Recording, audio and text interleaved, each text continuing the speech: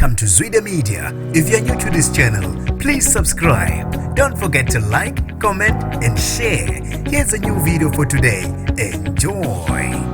Usheshe wafika uKhisimuzi kubahlali baseCape Town ngesigameko esenzeke eLansdowne Road namuhla ekseni lapho kuwe khona itruck ekabhiya base bezitapela ubuthaphutaphu. Abahlali bathe lesigameko sibakhumbuze la ezazibuya khona ezweni ngesikhathi iseluting la umuntu ayithatha khona into akade nephupho layo efisa ukuzitapela. Abantu kabashiyanga kanje babonakale bezitapela iziphuzo ezahlukahlukene bakhohlwa indaba yokunaka udriver lo yi-truck kodwa into abayigijimele bavele bagijimela iziphuzo. Abantu ke bayihleke kakhulu le ndaba ezinkundleni izokuxhumana.